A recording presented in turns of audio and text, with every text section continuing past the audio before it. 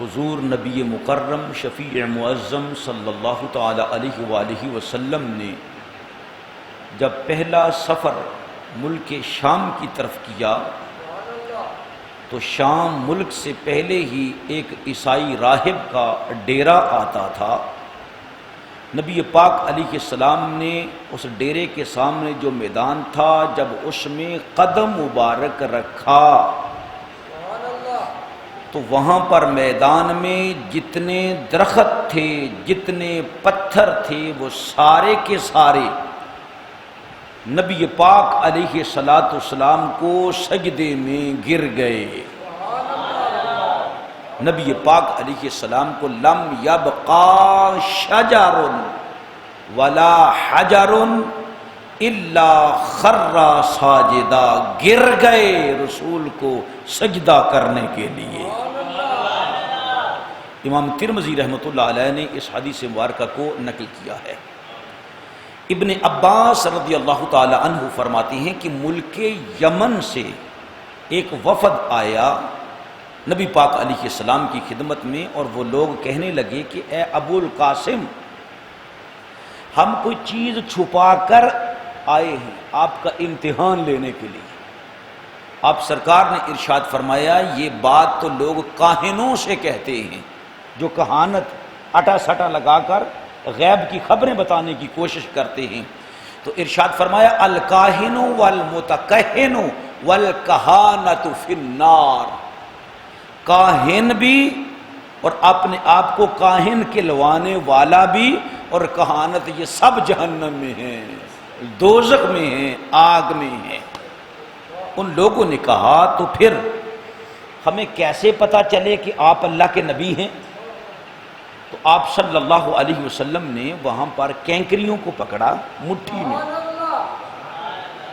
تو راوی کہتے ہیں کہ وہ جو کینکریاں تھیں فسبحنا، انہوں نے رسول اللہ کے ہاتھ میں، فسبحنا فی ید رسول اللہ، رسول اللہ صلی اللہ علیہ وسلم کے ہاتھ مبارک میں اللہ کی تسبیح بیان کرنا شروع کر۔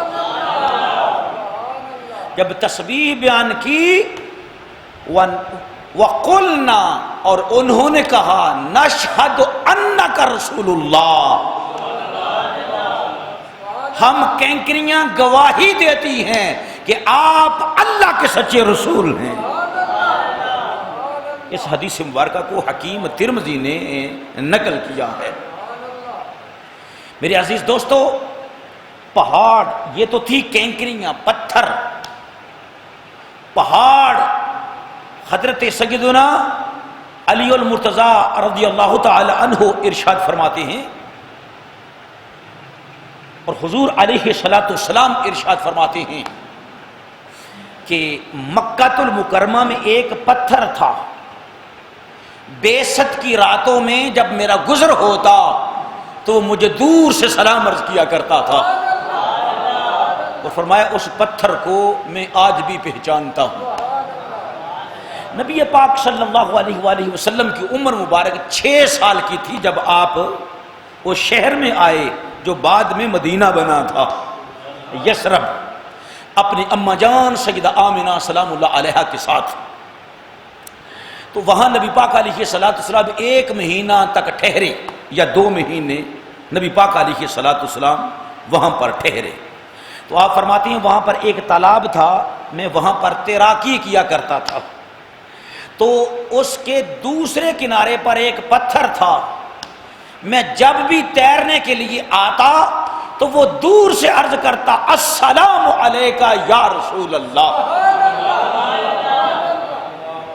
نبی پاک علیہ السلام کی عمر مبارک 6 سال کی تھی، عمر مبارک 6 سال کی تھی، پتھر بھی سلام عرض کرتے ہیں اور سجدہ کرتے ہیں، درخت بھی سلام عرض کرتے ہیں اور سجدہ کرتے ہیں۔ حضرت سیدنا ابو حمید ساعدی رضی اللہ تعالیٰ عنہ صحابی رسول فرماتے ہیں کہ غزوہ تبوک کے بعد جب ہم مدینہ طیبہ آئے تو نبی پاک علیہ السلام نے ہم سے چھوٹا سا خطاب فرمایا۔ وہ خطاب کیا تھا؟ فرمایا نبی پاک علیہ السلام نے ہذہ طابہ، یہ طابہ ہے، یہ طابہ ہے، مدینہ منورہ کے بارے میں فرمایا یہ تابہ ہے، وہ ہاذا احد، اور یہ احد پہاڑ ہے، یہ احد پہاڑ ہے۔ کیا ہے احد پہاڑ کی خوبی؟ فرمایا جبل یحبنا ونحبہ، یہ وہ پہاڑ ہے احد، یہ ہم سے پیار کرتا ہے اور ہم اس سے پیار کرتے ہیں، یہ ہم سے محبت کرتا ہے اور ہم اس سے محبت کرتے ہیں۔ امام بخاری اور امام مسلم نے اس حدیث مبارکہ کو نقل کیا ہے۔ حضرت سعید بن زید عشرہ مبشرہ، جن 10 کو بشارت دی ہے جنت کی، ان میں سے ایک کا نام سعید بن زید ہے رضی اللہ تعالیٰ عنہ۔ آپ فرماتے ہیں کہ حضور علیہ الصلوۃ والسلام کے ساتھ ہم حرا کے اوپر موجود تھے، حرا پہاڑ پر تھے، اور ارشاد فرمایا کہ نبی پاک علیہ الصلوۃ والسلام اور آپ کے ساتھ صحابہ اکرام تھے۔ وہ کون سے صحابہ اکرام تھے؟ آپ فرماتے ہیں کہ ایک ان میں ابو بکر تھا، ایک عمر، ایک عثمان، ایک علی، ایک طلحہ، ایک زبیر، ایک سعد بن ابی وقاص، پھر حضرت عبد الرحمن بن عوف، اور سعید بن زید اپنے بارے میں کہا کہ میں بھی تھا۔ ہم 10 تھے اور 11ویں اللہ کے رسول تھے، اللہ کے نبی اور سرکار کے ساتھ 10 وہ تھے جن کو جنت کی بشارت عطا فرمائی تھی۔ میرے عزیز دوستو، نبی پاک علیہ السلام نے وہاں پر بھی شہداء میں ابو بکر کا نام نہیں لیا، بلکہ ارشاد فرمایا حرا رک جا، ہلنا بند کر دے، ٹھہر جا، اس لیے کہ تیرے اوپر ایک اللہ کا نبی ہے، ایک صدیق ہے، اور 9 جو باقی ہیں یہ شہید ہیں۔ ایک اللہ کے رسول اور 10 عشرہ مبشرہ وہ اس پہاڑ پر موجود تھے۔ اس حدیث مبارکہ کو امام نسائی نے نقل کیا ہے اور امام ترمذی رحمۃ اللہ علیہ نے نقل کیا ہے۔ میرے عزیز دوستو، اسی طرح شہر مکہ، تو اس حدیث مبارکہ کو ابو داؤد نے نقل کیا اور ساتھ امام احمد بن حنبل رحمۃ اللہ تعالی علیہ نے بھی نقل کیا اور ابن ابی شیبہ نے نقل کیا۔ اسی طرح مکہ المکرمہ کا ایک پہاڑ ہے، اس کا نام ہے سبیر پہاڑ، سبیر مکہ۔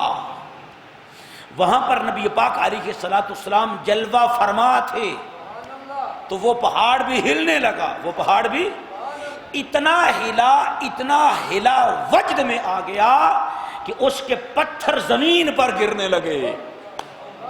خوش ہو گیا کہ میری یہ قسمت کہ اللہ کے رسول صلی اللہ علیہ وسلم کی مبارک قدموں کو چوم رہا ہوں۔ ہلتے ہلتے پتھر اس کے نیچے گرنے لگے تو نبی پاک علیہ السلام نے ٹھوکر لگائی اور فرمایا اسکن سبیر فإنما علیک نبی و صدیق و شہیدان۔ اے سبیر پہاڑ ہلنا بند کر دے، رک جا، سکون کر۔ کیوں؟ اس لیے کہ تیرے اوپر ایک اللہ کا نبی ہے، ایک صدیق ہے اور 2 شہید ہیں۔ ابو بکر کو صدیق کہا اور عمر و عثمان کو شہید کہا کہ یہ دونوں شہید ہونے والے ہیں۔ تو اس سے کیا پتہ چل رہا ہے ہمیں کہ نبی پاک علیہ الصلوۃ والسلام سے پتھر بھی پیار کرتے ہیں، کینکریاں بھی سرکار کا کلمہ پڑھتی ہیں، اور پہاڑ بھی نبی پاک علیہ الصلوۃ والسلام کے مبارک قدموں کو چوم کر وجد میں آ جاتے ہیں۔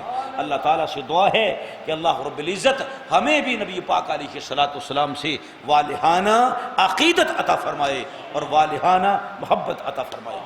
دوستو، آپ بڑے خوش نصیب ہیں کہ اللہ کا فضل ہے کہ آپ جو احادیث مبارکہ سن رہے ہیں یہ صحیح الاسناد احادیث مبارکہ اور لفظ با لفظ، کیسے لفظ با لفظ الحمدللہ صحیح احادیث مبارکہ سن رہے ہیں۔